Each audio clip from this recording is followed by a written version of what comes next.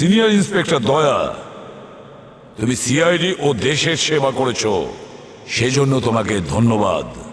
আজ থেকে তুমি আর সিআইডির অংশ নও। স্যার, আপনি প্রত্যেকটা অপরাধীকেই তার কথা বলার শেষ সুযোগ দেন। আচ্ছা, এই সুযোগটা কি আমি পাবো না? না দয়া, কারণ তোমার মতন সিআইডি অফিসারের কাছে এই ধরনের অপরাধ আমি আশা করিনি। স্যার, আইন কি বলছে সেটা নিয়ে আমার কোনো মাথা ব্যথা নেই, কিন্তু আপনি কি মনে করেন আমি কি অপরাধী? দয়া, আমি কি ভাবলাম সেটা গুরুত্বপূর্ণ নয়, আইন কি ভাবছে সেটা বেশি জরুরি। আইনের চোখে তুমি একজন অপরাধী। ঠিক আছে স্যার, যখন আপনি আপনার সিদ্ধান্ত নিয়েই নিয়েছেন তখন সেটাই ঠিক।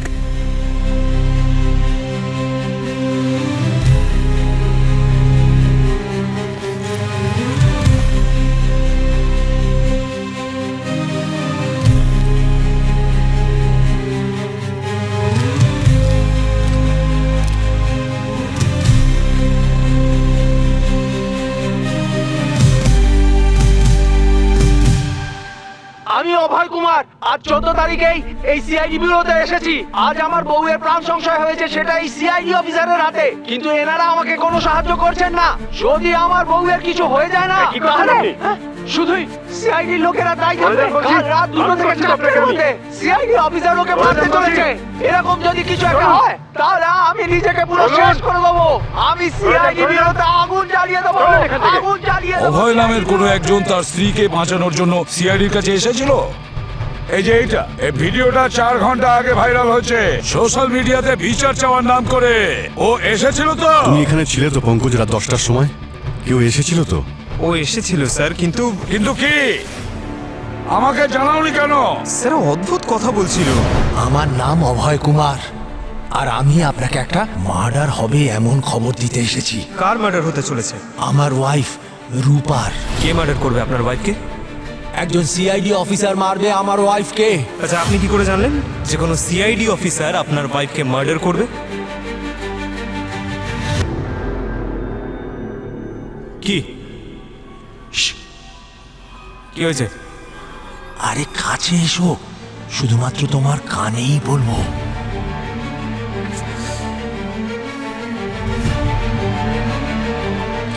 আমি না স্বপ্নে দেখেছি যে একজন সিআইডি অফিসার আমার বউকে খুন করছে। আর তুমি জানো, আমার স্বপ্ন সত্যি হয়ে যায়। আমি তো প্রথমে ভেবেছিলাম ও কোনো প্র্যাঙ্ক করছে, মজা করছে হয়তো। আর রাতে লেটও হয়ে গেছিল, সেই জন্য আপনাদেরকে আর বিরক্ত করিনি আমি। প্র্যাঙ্ক? মজা করছিল? যদি ওই নিরীহ মহিলার কিছু হয়ে যায় তাহলে তার উত্তর কে দেবে? সরি স্যার, আমি ওভাবে ভেবে দেখিনি। তাহলে কি তোমার সরি বলাতে সবকিছু ঠিক হয়ে যাবে?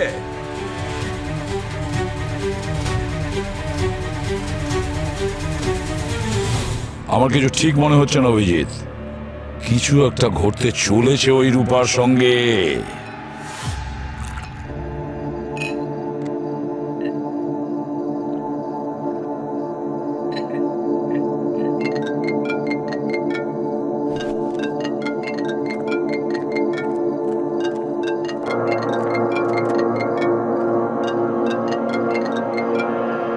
হ্যালো, হ্যালো ম্যাম, আপনি কি বলছেন?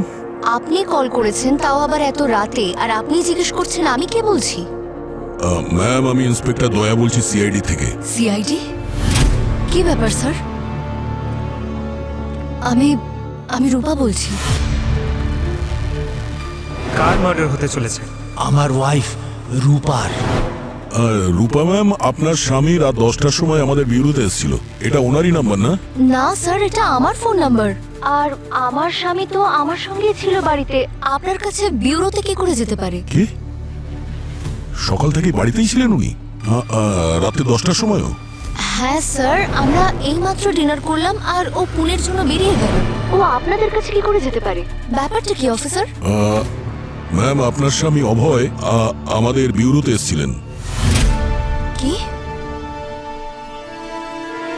অভয়? স্যার, এটা তো আমার প্রথম হাজবেন্ডের নাম, আর ও তো জেলে আছে স্যার। ও আপনাদের সঙ্গে কি করে দেখা করতে গেল? জেলে? জেলে? আচ্ছা, কোন জেলে আছেন? সেন্ট্রাল জেলে। আর রাত 4টের সময় তোর ফাঁসি হওয়ার কথা। কি? ও কি জেল থেকে পালিয়ে গেছে নাকি আইন ওকে ক্ষমা করে দিয়েছে? রূপা ম্যাম, আমি এসিপি প্রদ্যুমান বলছি। আপনি কি বলতে পারেন কোন অপরাধে আপনার স্বামীর জেল হয়েছে? স্যার 4 জন মানুষকে খুন করেছিল, পুরো পরিবারকে মেরে ফেলেছিল স্যার। স্যার ও একজন খুব ভয়ঙ্কর মানুষ। স্যার ও যদি জেল থেকে পালিয়ে যায় তাহলে আমাকে আর আমার স্বামী বিবেককে মেরে ফেলবে। প্লিজ কিছু করুন। দেখুন রূপা দেবী, ভয় পাবেন না। না ওনার ফাঁসি ক্যান্সেল হয়েছে, আর না উনি জেল থেকে পালিয়েছেন। কেউ আপনার সঙ্গে হয়তো মজা করেছে। রূপা ম্যাম, আপনি আপনার বাড়িতেই থাকুন, আমি বাড়িতে আসছি। আর হ্যাঁ, যতক্ষণ না আমি বাড়িতে পৌঁছবো কেউ ডাকলেও আপনি দরজা খুলবেন না। ঠিক আছে স্যার। স্যার প্লিজ আপনি তাড়াতাড়ি আসুন স্যার। আর হ্যাঁ, আপনার অ্যাড্রেস এটাই না? G4 Rukmini garden? ও গড, তার মানে ও আমার নতুন অ্যাড্রেসটাও জেনে ফেলেছে। ঠিক আছে, আমি ওখানে খুব তাড়াতাড়ি পৌঁছচ্ছি। ওকে? প্রবীর, তুমি দয়ার সঙ্গে চলে যাও। স্যার। চলো। পঙ্কজ, একটা কাজ করো, এই অভয়ের ফুল ডিটেলস আমার চাই। হ্যালো,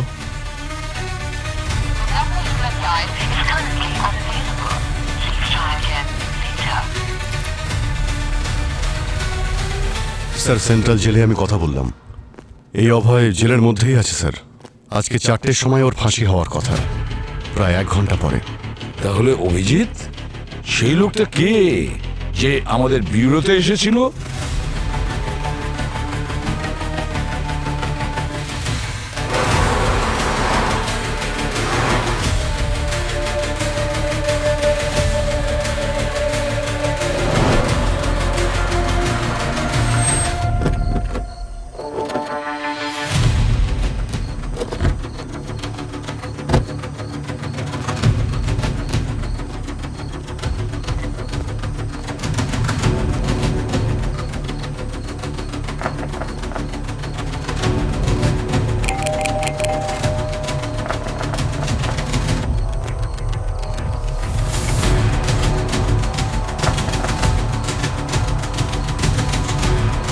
স্যার দরজা তো খুলছে না, আশা করি সব ঠিকই আছে। কল করো ওকে।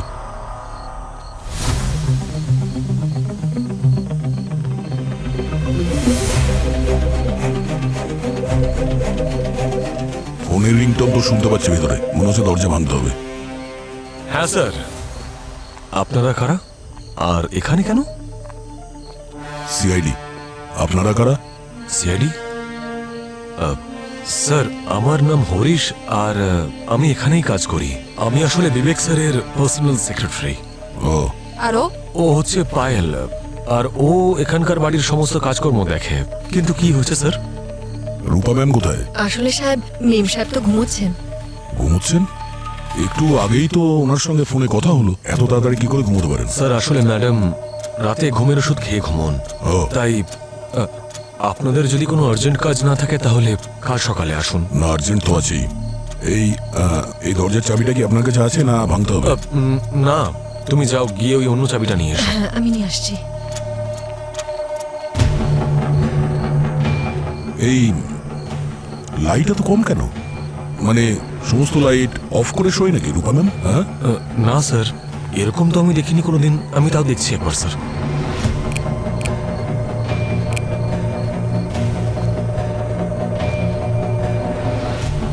লাইটগুলো আবার জ্বলছে না কেন?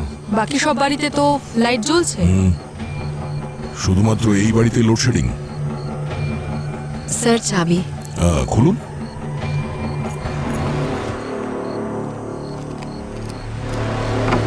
স্যার আমি ভেতরের লাইট একবার জ্বালানোর চেষ্টা করে দেখি।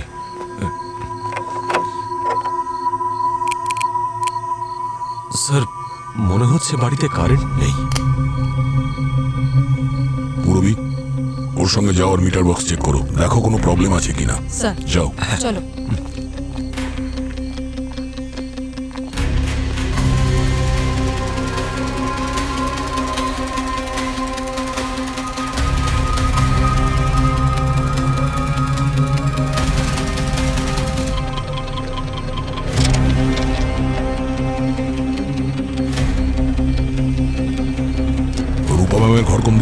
স্যার ওপরে আছে, আমি ওনাকে তুলছি। চলুন।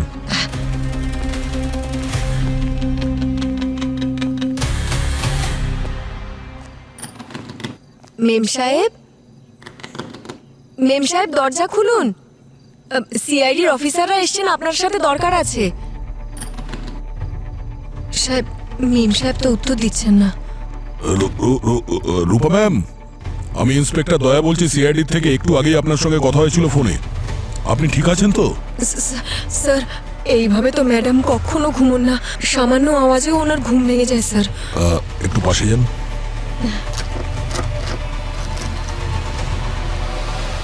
দরজা ভাঙতে হবে। আপনি ভেতরে যান। রূপা ম্যাম, আপনি ঠিক আছেন? রূপা ম্যাম,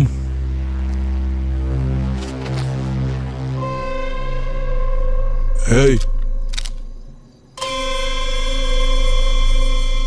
কে আছেন পর্দার পেছনে? চুপচাপ বাইরে আসুন। চুপচাপ বাইরে আসুন, নাহলে কিন্তু গুলি করে দেবো। ম্যাডাম, গুলির আওয়াজ শুনলেন? এই,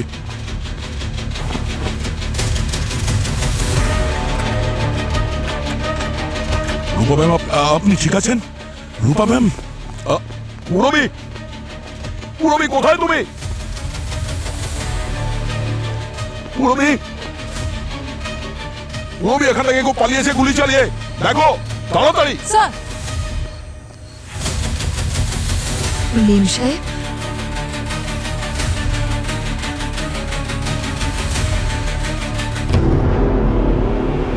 মেম সাহেব, রূপা মেম সাহেব, মেম সাহেব, কি হয়েছে আপনার? রূপা মেম সাহেব, কি হয়েছে? এটা কি করলেন আপনি? মেরে ফেললেন আমার মেম সাহেবকে। সরে যান, আমি একটু নাচছে।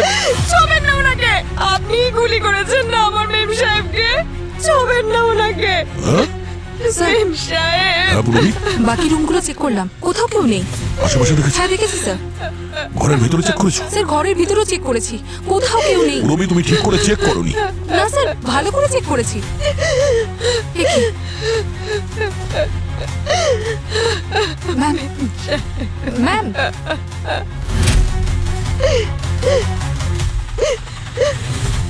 She is dead sir.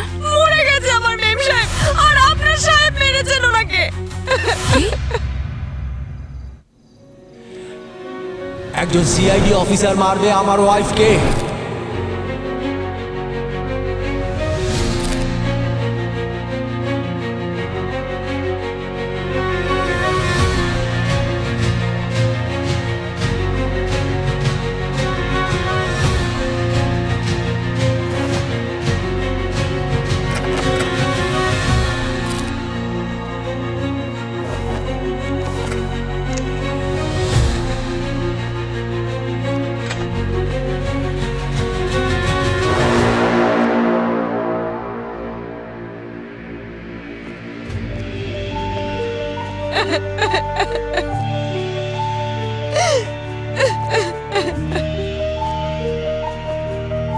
Abhijit, গুলি আমি করিনি।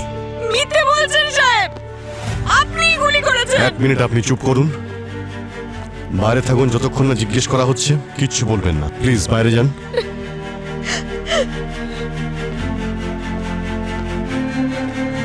এখানে এক্স্যাক্টলি কি হয়েছিল দয়া? তুমি যখন দরজা ভেঙে ভিতরে ঢুকলে কি হয়েছিল পুরোটা আমাকে ডিটেলসে বলো তো। ঘরের ভেতর খুব অন্ধকার ছিল, সেই জন্য কিছু দেখা যাচ্ছিল না। ঠিক তখনই আমার নজর ওই পর্দার পেছনে পড়লো। কারোর জুতো ছিল, কেউটো ছিল, আর ওকে আমি বলেছিলাম যে পর্দা থেকে বাইরে আসতে। আর তখনই গুলি করার আওয়াজ এলো। ঠিক সেই সময় গুলি চলার আওয়াজ হলো, কিন্তু গুলিটা তোমার বন্দুক থেকে চলেনি। না, অন্য কারো বন্দুক থেকে করা হয়েছে। আর ততক্ষণে রূপা বেঁচে ছিল নাকি মারা গিয়েছে? জানি না ভাই, আমি তো ওটাই বলছি। ঘরের ভেতরে অন্ধকার ছিল, কিছুই দেখা যাচ্ছিল না। কি সাহেব, কত মিথ্যে বলবেন? হ্যাঁ, লজ্জা করে না? ঘরে অন্ধকার থাকলে আপনি জুতো কি করে দেখতে পেলেন? এক মিনিট, আপনাকে তো বারণ করলাম আপনি কোনো কথা বলবেন না। আমি আপনাকে সব কথা জিজ্ঞাসা করবো, এখন ওদিকে গিয়ে দাঁড়ান। হ্যাঁ দয়া, তারপরে? তারপরে যখন আমি ওদিকটা দেখলাম তখন ওখানে কেউ ছিল না, কিন্তু ওই জুতোটা ওখানেই ছিল। মনে হচ্ছে ও জানলা থেকে লাফিয়ে পালিয়ে গেছে।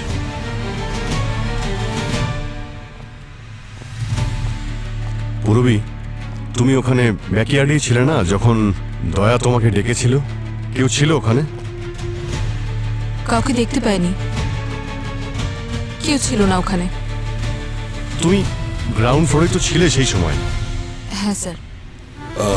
হতে পারে পুরবী দেখার আগেই ওই পালিয়ে গেছিল ওই অপরাধী।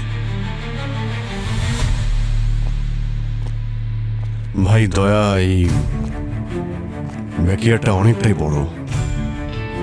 অন্তত 30 থেকে 40 সেকেন্ড লাগবে মেন গেটে পৌঁছতে। এরকম হতেই পারে না যে পুরবী ওর ছায়া কেউ দেখতে পাবে না।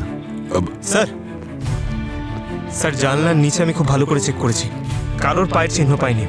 আর গার্ডেনেও দেখেছি স্যার, ওখানেও কিছু পাইনি।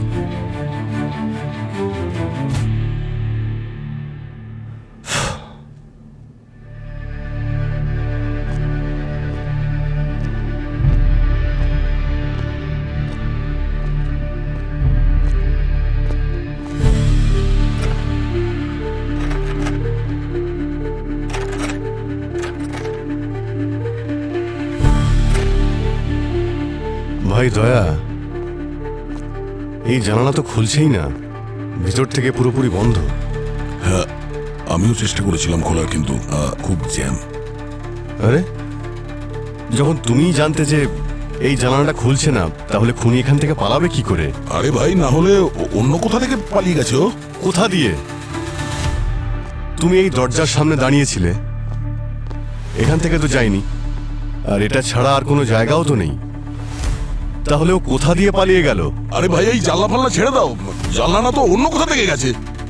আমি যখন বলছি গুলি আমি চালাইনি, তো আমি চালাইনি। এখন আমরা আসল খুনিকে ধরার জন্য ইনভেস্টিগেশন স্টার্ট করতে পারি। হ্যাঁ, সেটাই তো করছি আমরা, সেটাই করছি। গার্গী, স্যার, তুমি এখানে কি কি এভিডেন্স পাচ্ছ? স্যার এখন তো এটুকুই বলতে পারি যে বডিতে বুলেট পেট থেকে ঢুকেছে, আর বডিতে কোথাও এক্সিট উন্ড নেই। মানে হলো বুলেট এখনো বডির ভেতরেই রয়েছে। দয়া, যখন গুলি চালানো হয়েছিল তখন বডির পজিশন এরকমই ছিল? আরে ভাই অভিজিৎ, আমি তোমাকে বলছি যে ঘরের মধ্যে অন্ধকার ছিল। এই রূপা ম্যাম কি পজিশনে শুয়েছিলেন আমি দেখতে পাইনি। যখন তুমি ভিতরে ঢুকেছিলে তখন এটা তুমি চেক করোনি যে রূপা ঠিক আছে কিনা? যখন আমি ঘরের মধ্যে এলাম তখন খুনি সামনে ছিল, তখন তো আমি ওকে ডিল করবো না। ঘরের মধ্যে আর কেউ ছিল না দয়া, এই ঘরের মধ্যে দুজন ছিলে, তুমি আর রূপা। কি বলতে চাইছো তুমি, যে রূপাকে গুলি আমি করেছি? আমি সেটা বলতে চাইছি না। ঠিক আছে, যখন যখন কারেন্ট এলো তখন রূপার বডির পজিশন কেমন ছিল? আর আমি দেখতে পাইনি, ততক্ষণ এই পায়েল ভেতরে চলে এসেছিল, এর জন্য আমি কিছুই দেখতে পাইনি। বাহ সাহেব বাহ, এটা ভালো। খুন করলেন আপনি আর দোষ দিচ্ছেন আমাকে? রূপা, রূপা, রূপা, দাঁড়ান রূপা! দাঁড়ান, ও গড, এদিকে আসুন।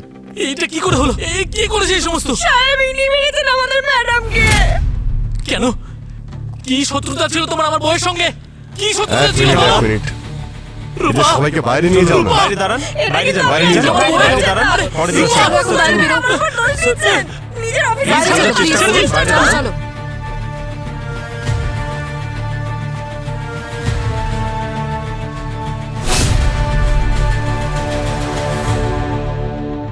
স্যার, এই যে বিছানার পাশ থেকে বুলেটের শেলটা পাওয়া গেছে। ফ্যান্টাস্টিক। অভিজিৎ, আমি তোমাকে বলেছিলাম না গুলি এখান থেকে চলেছে? খুনি এখানেই ছিল। সেটা তো জানাই যাবে দয়া, গুলি কোন বন্দুক থেকে চলেছিল।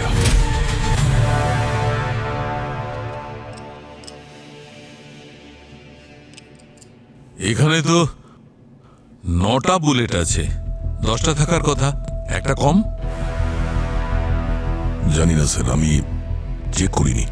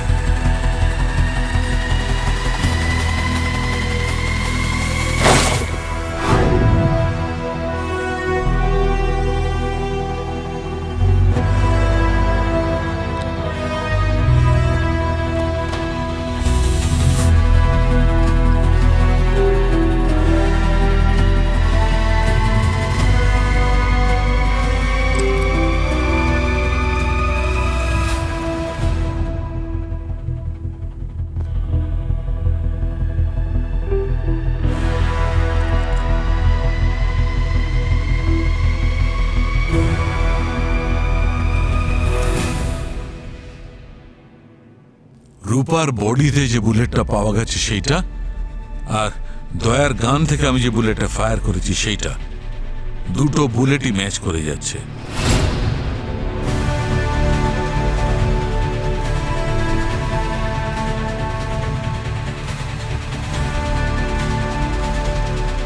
রূপার মৃত্যু তোমার গান থেকে চালানোর কারণেই হয়েছে দয়া। এটা কি করে হতে পারে স্যার? আমি যখন গুলি চালাইনি তখন রূপা আমার গুলিতে মারা যায় কি করে? তাহলে এটা কি দয়া? এটা কি? স্যার, যে সোয়াব আমি দয়া স্যারের হাত থেকে নিয়েছিলাম তার রিপোর্ট চলে এসেছে। কি? স্যার, দয়া স্যারের হাত থেকে গান পাউডারের ট্রেসেস পাওয়া গেছে। আর রূপার টাইম অফ ডেথ অলমোস্ট তখনই যখন সিআইডির টিম রূপার বাড়িতে উপস্থিত ছিল।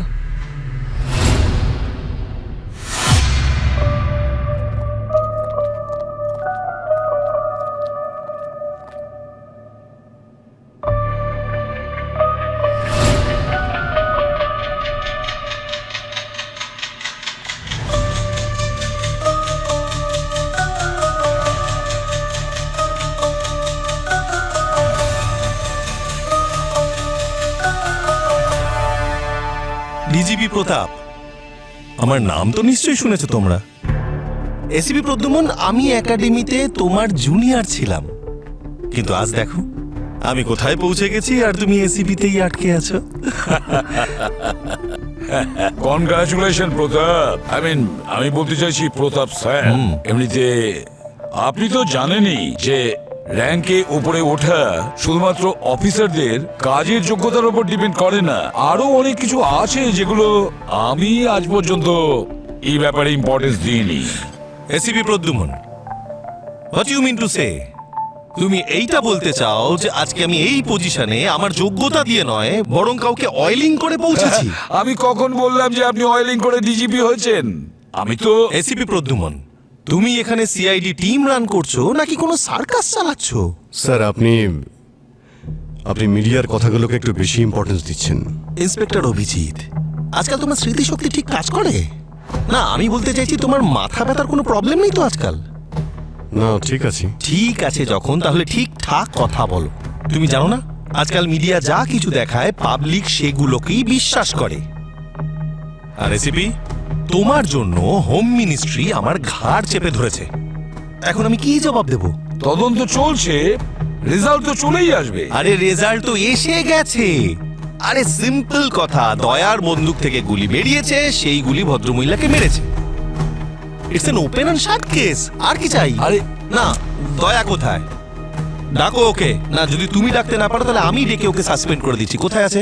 দেখুন স্যার, ও আসছে, রাস্তায় আছে। আচ্ছা, রাস্তায় আছে মানে এখনো পর্যন্ত মুক্ত ঘুরে বেড়াচ্ছে? কাস্টাডিতে কেন এখনো নেওয়া হয়নি ওকে? দেখুন স্যার, দয়া কোনো সাধারণ লোক নয় যে ভয় পেয়ে পালিয়ে যাবে। যা কিছু হচ্ছে তার জন্য সামনে দাঁড়িয়ে উত্তর দেবে ও। হ্যাঁ, সেভাবেই ওকে শ্রীঘরেও যেতে হবে, পুরো দল বল নিয়ে, ব্যান্ড পার্টি বাজিয়ে।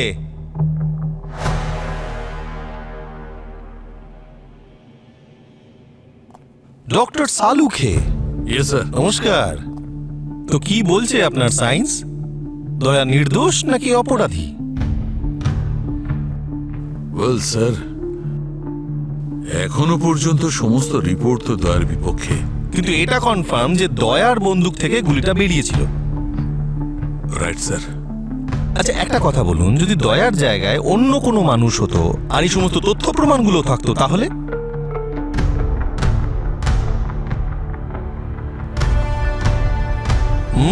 তাহলে সে এতক্ষণে অ্যারেস্ট হয়ে যেত। কারেক্ট।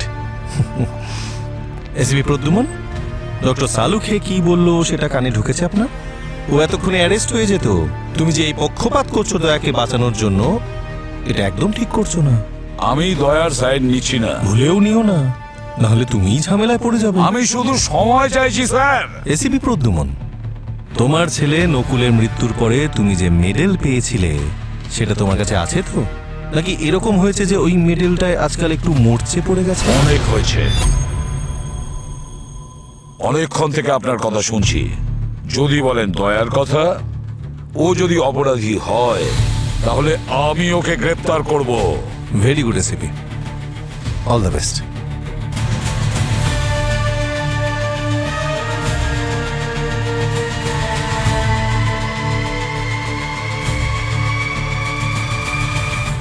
সিনিয়র ইন্সপেক্টর দয়া, তুমি সিআইডি ও দেশের সেবা করেছো, সেজন্য তোমাকে ধন্যবাদ।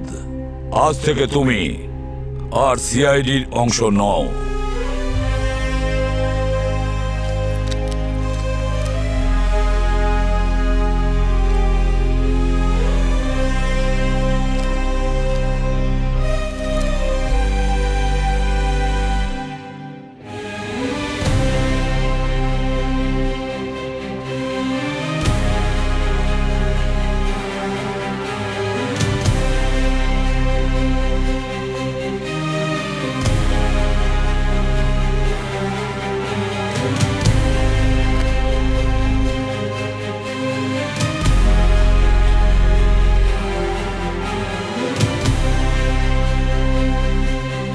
আমাকে যত দূর যেতে হয় আমি যাব, কিন্তু দয়াকে নির্দোষ প্রমাণ করবই।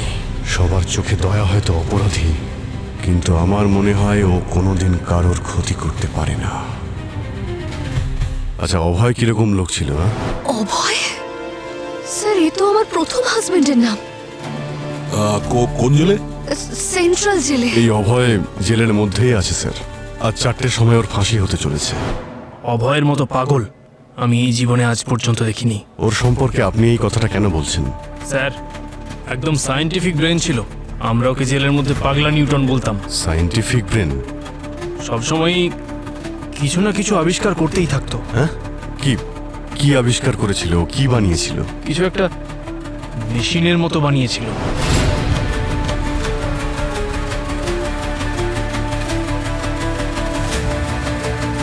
এত বুদ্ধিমান ছিল যে বড় বড় ইঞ্জিনিয়াররাও তার সঙ্গে পারতো না। আচ্ছা, আমাকে এটা বলো, যেদিন ওর ফাঁসি হয়েছিল সেদিন ওর ব্যবহার কিরকম ছিল?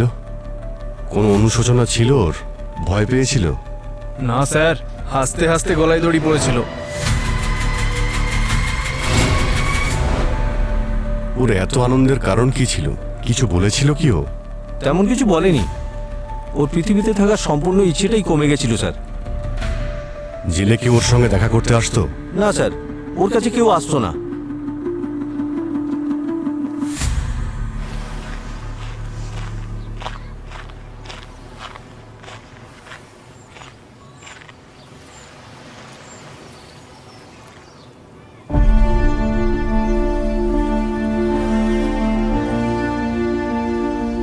কি ব্যাপার? সিআইডি অফিসার একজন অপরাধীর সঙ্গে দেখা করতে এসছে? না, একজন বন্ধু এসেছে তার বন্ধুর সঙ্গে দেখা করতে। তুমি জানলে কি করে যে আমি এখানে আছি? আরে ভাই, এতটুকু তো আমি চিনি তোমাকে। যখনই তুমি টেনশনে থাকো এখানেই চলে আসো। সবকিছু শেষ হয়ে গেছে ভাই, সবকিছু। এত বছরের পরিশ্রম, সততা, সবকিছু এক নিমেষে শেষ হয়ে গেছে। কিচ্ছু শেষ হয়নি ভাই। সিআইডির হাত থেকে আজ পর্যন্ত কোনো অপরাধী বাঁচতে পারেনি, আর এইবারও বাঁচতে পারবে না। তুমি কি বিশ্বাস করো যে এই খুন আমি করিনি? ভাই, আমার তোমার ওপর নিজের থেকেও বেশি বিশ্বাস আছে। আর ওই প্রমাণ, ওটা তো অন্য কিছু বলছে। আরে আমরাও প্রমাণ খুঁজে বের করব। এত বছর ধরে এইসবই তো করে আসছি। শুধু তুমি ভেঙে পড়ো না। যে দয়ার কথা বলছেন না আপনি, আজ পর্যন্ত সে 43টা গুলি খেয়েছে আইন আর ন্যায়কে রক্ষা করতে। 43টা গুলি? এতগুলো গুলি তো আমি আমার কেরিয়ারেও চালাইনি কখনো। কিন্তু ও খেয়েছে, কখনো হাতে, কখনো পায়ে, পিঠে, বুকে, সারা শরীরে আঘাত আছে ওর। আর আপনি দয়াকে এত সহজে অপরাধী সাব্যস্ত করতে চাইছেন? স্যার, কখনো আপনি ভেবে দেখেছেন ওর মনের অবস্থাটা কি রকম হচ্ছে? ওর নিজের টিম ওকে সঙ্গ দিচ্ছে না। এসিপি প্রদ্যুমন, থামতে বলো ওকে, ব্রেক লাগাও। ও নিজের প্রোটোকল ভুলে যাচ্ছে। এইভাবে ডিজিপির সাথে কথা বলতে হয়? একদম নয় স্যার। আসলে আপনাকে কি বলবো স্যার, এই যে বন্দুক আছে তার ব্যারেলস থেকে গুলি যখন বেরিয়ে পড়ে সেটা রিভার্স আর হয় না। স্যার, আমি বুঝতে পারছি না আপনি দয়াকে অপরাধী প্রমাণ করার জন্য এত ব্যস্ত কেন হয়ে পড়েছেন। দয়া ফেসে গেলে আসল অপরাধী তো বেঁচে যাবে। না, তুমি বলতে কি চাও? তুমি এটা বলতে চাও যে দয়াকে কেউ ফাঁসাতে চাইছে? সে দয়ার থেকে গানটা নিল, গুলিটা মারলো, গুলি মেরে দয়ার হাতে আবার গানটা ফেরত দিয়ে দিল। হ্যাঁ, এক মিনিট কি বললেন আপনি? আমি বলছি দয়া কোনো দুধের শিশু নয়, ও একজন পালোয়ান। এত সহজে কেউ ওর হাত থেকে বন্দুক ছিনিয়ে গুলি চালাতে পারবে না। আমি তো শিওর যে দয়াকে কেউ ফাঁসিয়েছে, কিন্তু যেই দয়াকে ফাঁসিয়ে থাকুক না কেন, সে এটা কি করে জানলো যে ক্রাইম সিনে দয়াই যাবে, আমাদের মধ্যে কেউ নয়? স্যার, যখন ক্রাইম সিনে আমি আর দয়া স্যার ওখানে গিয়েছিলাম, সেই সময় ব্যুরোতে আমরা ছাড়া তো আর কেউ ছিল না। তাহলে বাইরের লোক কি করে জানলো যে ক্রাইম সিনে একমাত্র দয়া স্যারই যাবে? রবি, তোমাদের রূপার বাড়িতে পৌঁছতে কত সময় লেগেছিল? স্যার, প্রায় 1.25 ঘন্টা। 1.25 ঘন্টা, 45 মিনিটস। যদি কেউ দয়াকে ফাঁসানোর চেষ্টা করে থাকে, তাহলে এত কম সময়ে পুরো প্রস্তুতি কিভাবে সে নিয়েছিল? গোলমাল আছে, নিশ্চয়ই কোনো গোলমাল আছে। এক্স্যাক্টলি এসিপি প্রদ্যুম্ন, আমিও এটাই ভাবছিলাম। কিন্তু এই যে অভিজিৎ, ও আমাদের বিভ্রান্ত করছে। ওর কোনো কথা তুমি শুনবে না। স্যার, আমার মনে হচ্ছে যে কেউ আমাদের কথা শুনছিল sir. You mean to say কেউ টেবিলের নিচে লুকিয়েছিল আর কান পেতে সমস্ত কথা শুনেছিল? Very funny. হতে পারে স্যার, হতে পারে।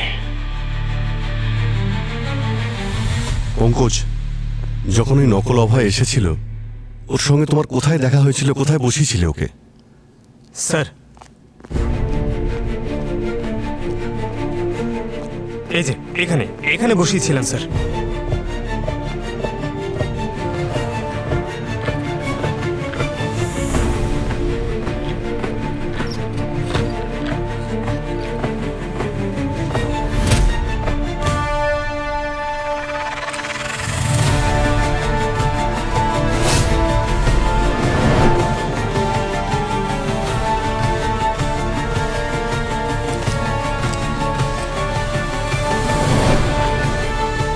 এই হলো আপনার অপরাধীর কান।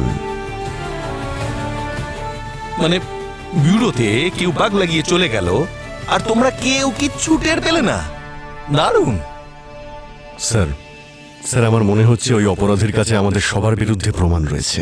দয়ার জায়গাতে আমি গেলে আমাকেও ফাঁসিয়ে দিত, কিন্তু শুনেছিল যে দয়া আসছে, তাই দয়াকে ফাঁসানোর ব্যবস্থাও করে ফেলেছিল। রবি, তুমি দয়ার সাথে যাও। কিন্তু তোমাদের ফাঁসানোর জন্য এই যে প্রমাণটাও জোগাড় করেছে, ও পেল কোথা থেকে? এরকম প্রমাণ শুধু একটা জায়গায় পাওয়া যেতে পারে। সেটা কোথায়?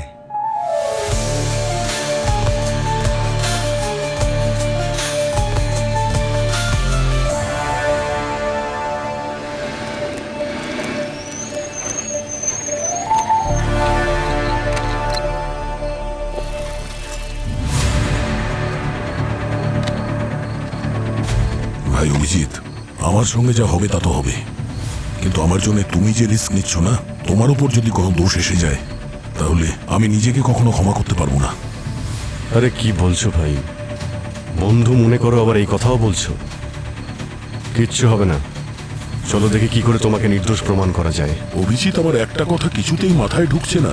যদি এই নকল অভয় আমাদের ব্যুরোতে ওই ভয়েস রেকর্ডার লাগিয়ে থাকে কিছু জানার জন্য, তাহলে ও কি আগেই আমার বিরুদ্ধে সমস্ত প্রমাণ জোগাড় করে রেখেছিল আমাকে ফাঁসানোর জন্য?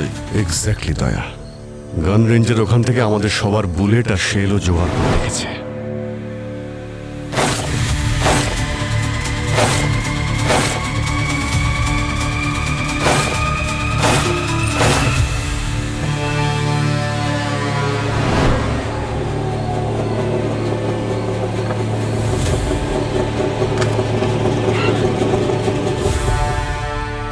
ডক্টর সালুকে এখানে তুমি ডেকেছো? কি বলছো কি ভাই? ওনাকে আমি কেন ডাকবো? কি ভাবছো ভাই? এই রকম ব্যাপারে ডক্টর সালুকের কোনো ইনভিটেশনের দরকার হয় না। কিন্তু স্যার, আপনি জানতে পারলেন কি করে যে আমরা এখানে আছি? দেখো, আমি তোমাদের দুজনকে ফোন করছি আর তোমাদের দুজনের ফোনই সব সময় বন্ধ থাকছে। তখন আমি বুঝে গেলাম যে তোমরা দুজন তোমাদের ফোনে সুইচ অফ করে এই প্রবলেমটা সলভ করার জন্য এসেছো। স্যার, যদি দুটো প্রশ্নের উত্তর আমি পেয়ে যাই, তাহলে দয়াকে নির্দোষ প্রমাণ করে দেব। প্রথমত, দয়া যখন সেদিন ফায়ারই করেনি, তাহলে ওর হাতে গান পাউডার কি করে এলো? আর দ্বিতীয়ত, যদি দয়া গুলি না চালায় তাহলে ওর গুলি দিয়ে রূপা মারা গেল কি করে? তবে খুঁজতে থাকি, দুটো প্রশ্নের উত্তরই খুঁজতে থাকি। কিন্তু দয়া, সবার আগে তুমি আমাকে এইটা বলেছে এসেই তুমি প্রথম কোন জিনিসটা ছুঁয়েছিলে, আর তারপর কোথায় কোথায় হাত দিয়েছিলে? সবার প্রথমে তো আমি ডোরবেল বাজিয়েছিলাম। চলো ওইখান থেকেই শুরু করা যাক।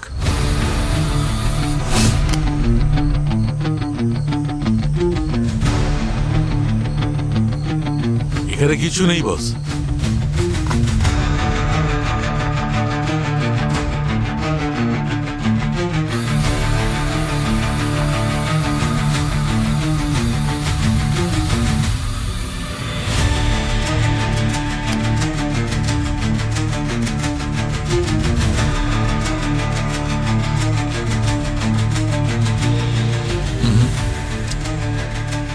আচ্ছা দয়া, তুমি এই জায়গাটা ছাড়া অন্য কোথাও হাত লাগিয়েছিলে?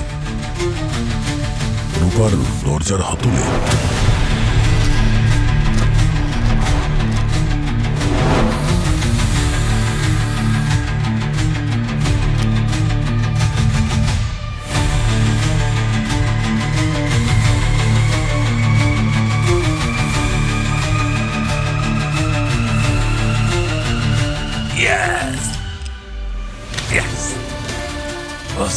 অভিজিৎ, এইখান থেকেই এসেছে গান পাউডার দয়ার হাতে। এই গান পাউডার এই হাতলের উপর আগে থেকেই লাগানো ছিল। এই দেখো, দেখতে পাচ্ছ?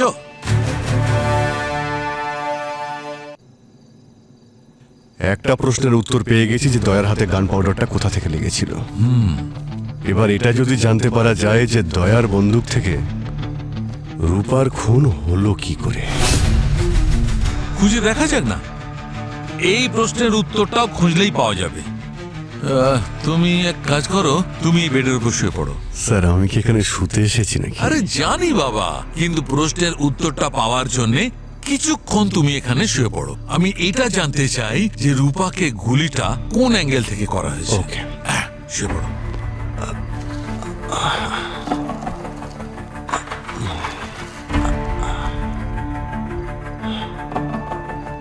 আচ্ছা দয়া, তুমি যখন গুলিটা চলে তখন কোথায় দাঁড়িয়েছিলে? এখানে স্যার, এই জায়গায়, এইভাবে। আর তোমার হিসেব অনুযায়ী খুনি কোথায় দাঁড়িয়েছিল? সামনে, ওই জানলার পাশে। আর ও হতে পারে ওপরে জুতো ছিল, আর ও হতে পারে পর্দার পেছনে ছিল।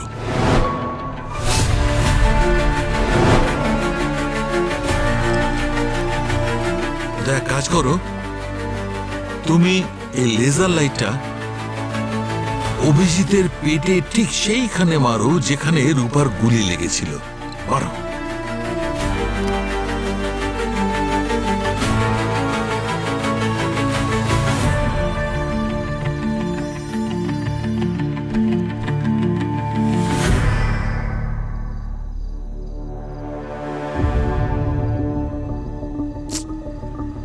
না বস, রূপার এই অ্যাঙ্গেল থেকে গুলিটা লাগেনি। একদম ঠিক। তাহলে তো স্যার সবকটা অ্যাঙ্গেল থেকে চেক করতে হবে যে রূপার গুলিটা কোন অ্যাঙ্গেল থেকে লেগেছিল।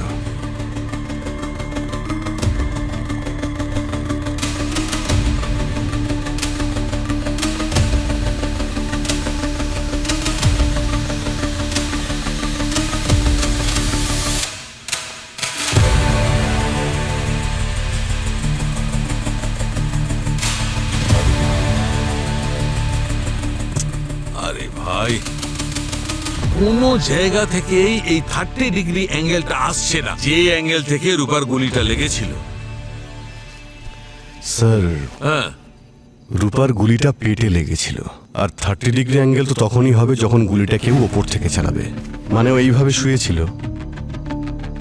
তার মানে দয়া যেখানে দাঁড়িয়ে রয়েছে ওখান থেকে হাতটা এগিয়ে গুলি করলেই 30 ডিগ্রি অ্যাঙ্গেলটা তৈরি হবে। রাইট। অভিজিৎ, ওই রাতে আমি এখানে ছিলাম, সামনে। যদি খুনি এখানে থাকতো তাহলে আমি দেখতে পেতাম। আর যতদূর আমার মনে পড়ছে ও ওখানে ছিল, পর্দার পেছনে। আরে ভাই, অত দূর থেকে তো অ্যাঙ্গেলটা তৈরি হচ্ছে না। অ্যাঙ্গেলটা এখানেই হচ্ছে, মানে খুনি এখানেই দাঁড়িয়েছিল। কিন্তু আমি ওকে ওখানে দেখেছি, ওখানে পর্দার পেছনে। জুতো এখানে ছিল আর ও এখানে দাঁড়িয়েছিল ওপরে। আরে ভাই, ওখান থেকে তো অ্যাঙ্গেল হচ্ছেই না। 30 ডিগ্রি অ্যাঙ্গেল থেকে গুলি চালানো হয়েছে, ওদিক থেকে তো হতেই পারে না। হ্যাঁ ঠিকই। যেটা আমি ওই রাতে দেখেছি ওটাই বলছি। আরে ভাই, তাহলে গুলিটা চললো কোথা থেকে? ওপর থেকে নাকি নিচে থেকে?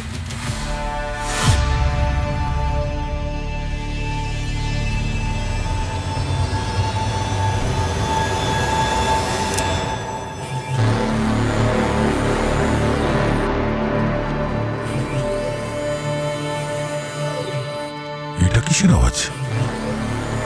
কিন্তু যখন আমি এই সুইচটা অন করলাম তখনই আওয়াজটা শুরু হয়েছে।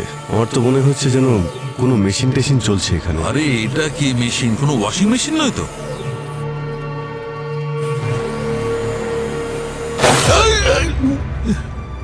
ঠিক এরকমই গুলি চালিয়েছিল ওই রাত্রে, এইখান থেকে। হ্যাঁ, আমার তো বেডের ওপরেও কেমন একটা ভাইব্রেশন ফিল হলো। হ্যাঁ। ডক্টর সালুকে, আপনি ঠিক আছেন তো? আবার চলেছে, আবার চলেছে। স্যার, গুলিকে চালাচ্ছে। এক মিনিট। হ্যাঁ, এখানে এসে দাঁড়াও, সেদিন যেমন দাঁড়িয়েছিলে। তুমি হেঁটে এসে এখানটা একবার দাঁড়াও তো।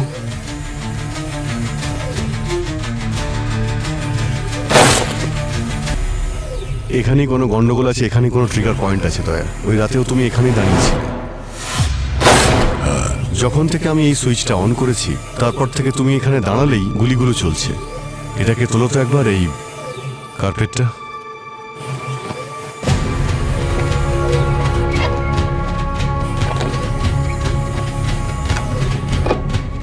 ও মাই গড!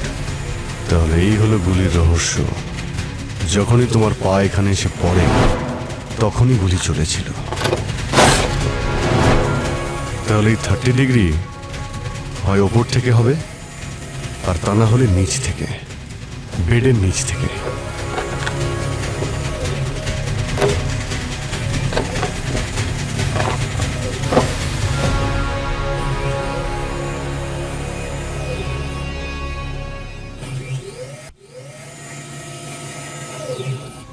এই দেখো,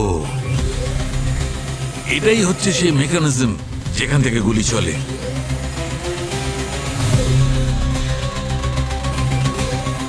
তাহলে হতে পারে রূপা উপর হয়ে শুয়েছিল বিছানায় যখন আমি ওই টাইলসের উপর পা রেখেছিলাম। যখন তুমি টাইলসে পা দাও তখন গুলিটা চলে আর সোজা ওর পেটে গিয়ে লাগে। রাইট। আর আমি ভাবছিলাম গুলিটা ওপর থেকে চলছে, এক্সিট হোল নেই, তাই গুলিটা শরীরেই পাওয়া গেছে। সেই জন্য আমরা নিচের থেকে গুলি আসার কথা ভাবিনি, কোন রকম তদন্তই করিনি। দুটো প্রশ্নের উত্তরই আমরা পেয়ে গেছি, আর দুটোতেই তুমি নির্দোষ। এই কাজটা যে করেছে সে অনেক বড় প্ল্যান করেছিল। কোনো সিআইডি অফিসারের এই রকম বেআইনিভাবে কোনো ক্রাইম সিনে ঢুকে পড়াটা মোটেই ঠিক নয়। স্যার, আমি জানি যে আমি প্রোটোকল ভেঙেছি, কিন্তু ডিউটি জয়েন করার সময় আমাদের এটাই শেখানো হয়েছিল যে সবচেয়ে বড় প্রোটোকল হয় আসল অপরাধীকে ধরা। স্যার, আমার গান। Thank you.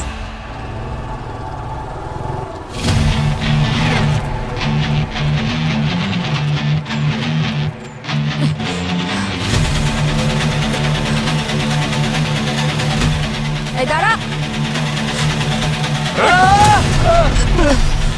নকল অভয় সেজে বিউরো কেন এসেছিলি?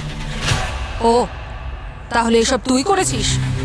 বন্দুক থেকে গুলি চুরি করে কেন ফাঁসালি দয়া স্যারকে? বিউরোতে রেকর্ডার কেন লাগিয়েছিলিস? নিজের কোনো উদ্দেশ্য ছিল নাকি অন্য কারোর কথায়? আমি বলেছিলাম না আমার স্বপ্ন সত্যি হয়, কিন্তু আজকে না আমি আমার নিজেরই মরে যাওয়ার স্বপ্ন দেখেছি। এই কি করলি? দাঁড়া, দাঁড়া। এই! ওকে বিষ খেলো? আরে হসপিটালে নিয়ে যাই ওকে।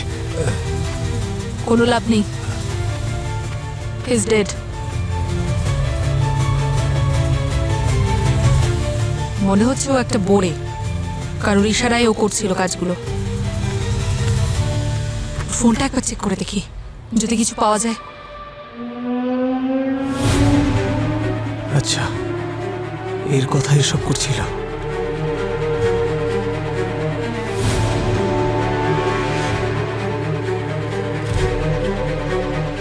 স্যার, জানা গিয়েছে খুনিকে।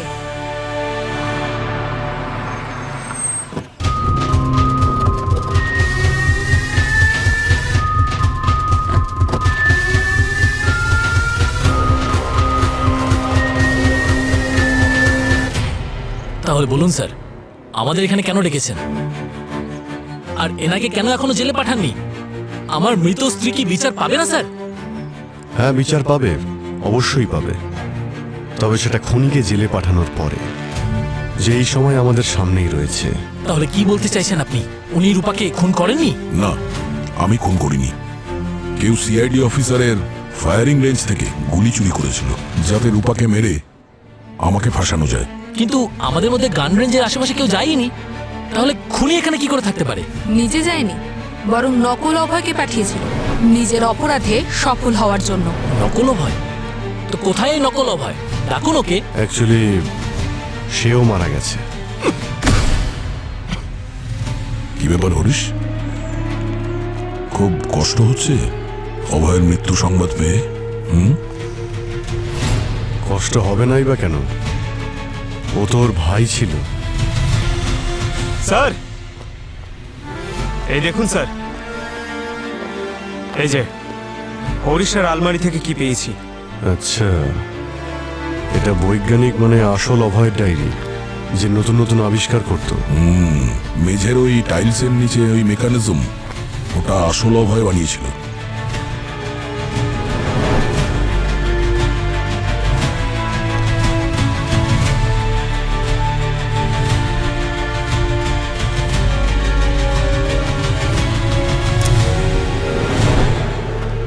আরে আরে আরে, কোথায় পালাচ্ছ? তোমার দাঁতের মেকানিজম পাল্টাতে হবে এখন। অভয় স্যার ছিলেন আমাদের আইডল, একজন ভালো মানুষ। উনি আমার আর আমার পরিবারের জন্য অনেক করেছেন স্যার। ওনার প্রতি আমি চিরকৃতজ্ঞ থাকব। আদালতে যখন স্যারের ফাঁসি ঘোষণা হলো, আমাদের সেটা সুবিচার মনে হয়নি। বাহ বাহ বাহ, তোমাদের দুজনের সুবিচার মনে হয়নি? চারজন নিরীহ লোকের প্রাণ নিয়েছে ও। নিজের বন্ধু সুমিতের পুরো পরিবারকে মেরে ফেলেছে, আর তোমরা বলছো সুবিচার হয়নি? হ্যাঁ স্যার, সুমিতের পরিবারকে উনি মারেননি। উনি তো শুধু ভুল সময়ে ভুল জায়গায় উপস্থিত ছিলেন। ওনার প্রাণ নিয়েছে আমাদের সিস্টেম। একজন নির্দোষকে ফাঁসির শাস্তি দেওয়া হয়েছে। আমাদের উইটনেস বানিয়ে আমাদের বয়ানকে চেঞ্জ করে দিয়ে ওনার বিরুদ্ধে ইউজ করা হয়েছে স্যার। আর জজ সাহেবও এটাই বলেছিলেন, যেহেতু সব প্রমাণ ওনার বিরুদ্ধে, সেই জন্যই ওনাকে ফাঁসির শাস্তি দেওয়া হচ্ছে। যেখানে অভয় স্যারের কাছে সুমিতের পরিবারকে মারার কোনো কারণ ছিল না স্যার। এবার আপনিই বলুন স্যার, এটা কি অন্যায় নয়? তাই আমরা একটা প্ল্যান করি, একজন সিআইডি অফিসারকে খুনের অপবাদে ফাঁসাবো। আর তারপর পৃথিবীর সবাই তামাশা দেখবে। কোনো অপরাধ না করে, শুধু প্রমাণের উপর ভিত্তি করে সে কি আদৌ শাস্তি পাবে? আচ্ছা, এই কাজটা তো ভালোভাবেও করা যেত। পিটিশন ফাইল করতে পারতে, কিন্তু তোমরা একজন নির্দোষকে মেরে ফেলেছো। উনি নির্দোষ ছিলেন না স্যার। অভয় স্যারের জেল হওয়ার পরেই 2 মাসের মধ্যে দ্বিতীয়বার বিয়ে করেছিলেন রূপা ম্যাডাম। রূপা সুমিতের পরিবারকে শেষ করে অভয়কে জেলে পাঠানোর ষড়যন্ত্র করে, যাতে ওর পথের কাঁটা সরে যায় আরও একজন বড় লোককে বিয়ে করতে পারে। চালাক মহিলা ও। শুধুমাত্র তোমরা রূপাকেই খুন করনি, বরং ইন্সপেক্টর দয়ার মতো সৎ এবং এফিসিয়েন্ট অফিসারকে কালিমা লিপ্ত করার চেষ্টা করেছো। আইন তোমাদের কঠিন থেকে কঠিনতম শাস্তি দেবে।